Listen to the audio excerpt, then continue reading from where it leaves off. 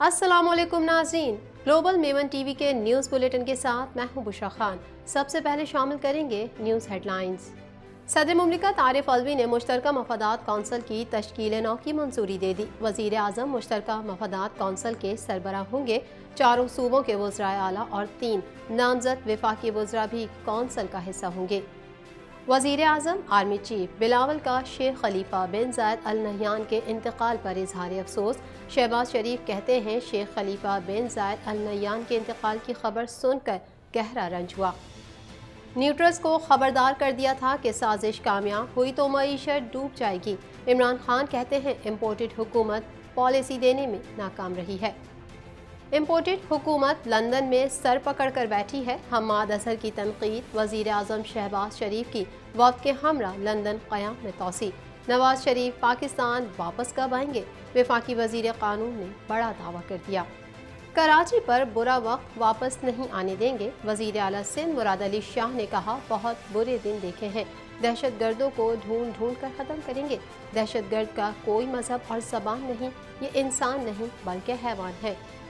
मुल्क के मुख्तलिफ इलाके शदीद गर्मी की लपेट में। कराची में शदीद गर्मी, दर्जा हरारत 40 डिग्री को छू गया। गर्मी की शिद्दत में इजाफे का अलर्ट जारी। हेडलाइंस आपने जानी और अब खबरें तफसील के साथ।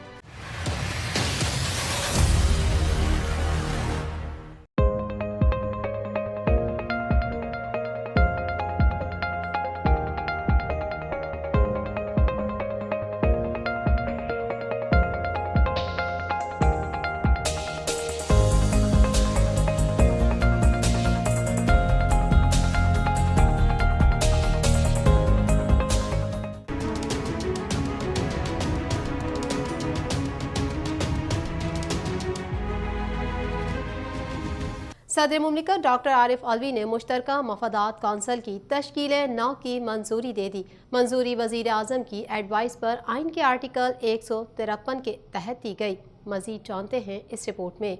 सदर मुमलिकत आरिफ अलवी ने मुश्तरका मफादात कौंसिल की तश्कील नौ की मंजूरी दे दी। वज़ीर आज़म मुश्तरका मफादात कौंसिल के सरबराह होंगे। चारों सूबों के वज़राए आला और 3 नामजद वफाकी वज़रा भी कौंसिल का हिस्सा होंगे।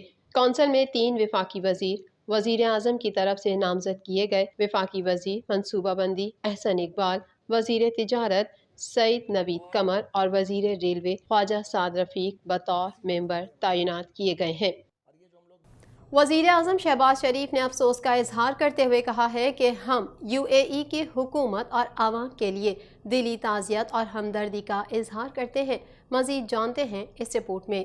पाक फौज के शोबा ताल्लुकात आमा के मुताबिक army chief general Qamar Javed Bajwa और पाक फौज ने UAE के सदर शेख खलीफा बिन ज़ैद अल नहयान के इंतकाल पर इजहार अफसोस किया है। अपने पैगाम में वज़ीर आज़म ने मुत्तहदा अरब अमारात के सदर शेख खलीफा बिन ज़ैद अल नहयान के इंतकाल पर इजहार अफसोस किया। वज़ीर आज़म शहबाज शरीफ ने अपने पैगाम में मज़ीद कहा कि मुत्तहदा अरब अमारात ने एक काबिल रहनुमा और पाकिस्तान ने अपना एक अजीम दोस्त खो दिया है। इस मौके पर वज़ीर आज़म ने मुत्तहदा अरब अमारात के सदर के दुआएं मग़फ़िरत की और कहा कि पाकिस्तान दुख की इस घड़ी में मुत्तहदा अरब अमारात की हुकूमत और आवाम के साथ खड़ा है। ख्याल रहे कि UAE के सदर और अबू ज़हबी के हुक्मरान शेख खलीफा बिन ज़ैद अल नहयान इंतकाल कर गए। मुत्तहदा अरब अमारात की वजारत बराए सदारती उमूर की जानिब से अबू ज़हबी के हुक्मरान शेख खलीफा बिन ज़ैद अल नहयान के इंतकाल पर 40 दिन के सोग का ऐलान किया गया है, जबकि वजारत की जानिब से जारी ऐलान में 3 दिन की आम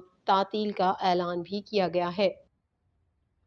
साबिक वज़ीर आज़म इमरान खान ने डॉलर की बुलंद तरीन सतह और स्टॉक मार्केट की मंदी का हवाला देते हुए कहा कि मैंने न्यूट्रस को हमारी हुकूमत को ख़त्म करने की साजिश से आगाह करते हुए मईशत के डूब जाने से मुतालिक मुतनब्बे कर दिया था।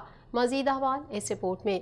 सोशल मीडिया पर जारी बयान में इमरान खान ने कहा कि आज पाकिस्तानी रुपया तारीख की कम तरीन सतह 193 पर है, जो 8 मार्च को 178 पर था। शरह सूद 1998 के बाद 15% की बुलंद तरीन सतह पर है। इमरान खान ने ट्विटर पर मजीद लिखा कि स्टॉक मार्केट 3000 पॉइंट्स या 6.4% तक गिर चुकी है। اسٹاک مارکیٹ 604 ارب روپے کی کیپٹلائزیشن گنوا چکی ہے اور مہنگائی جنوری 2020 کے بعد سے 13.4% کی بلند ترین سطح پر ہے۔ یہ سب امپورٹڈ حکومت پر تاریخ کے کم ترین اعتماد کی علامتیں ہیں۔ انہوں نے یہ بھی لکھا کہ مارکیٹ پالیسی اور اقدامات کی منتظر ہے جو فراہم کرنے میں امپورٹڈ حکومت مکمل ناکام رہی ہے۔ چیئرمین تحریک انصاف نے لکھا کہ میں نے اور شوکت طرین نے نیوٹرلز کو متنبہ کیا تھا کہ اگر سازش کامیاب ہوئی تو ہماری نئی معاشی پالیسی ڈوب جائے گی۔ یہی سب اب ہو چکا ہے۔ حماد اظہر نے سماجی رابطوں کی ویب سائٹ ٹویٹر پر اپنے ٹویٹ میں کہا ہے کہ امپورٹڈ حکومت لندن میں سر پکڑ کر بیٹھی ہے اور یہ بحث کر رہے ہیں کہ اگر فوری انتخابات کرائے تو عمران خان دوبارہ آ جائے گا۔ مزید جانتے ہیں اس رپورٹ میں۔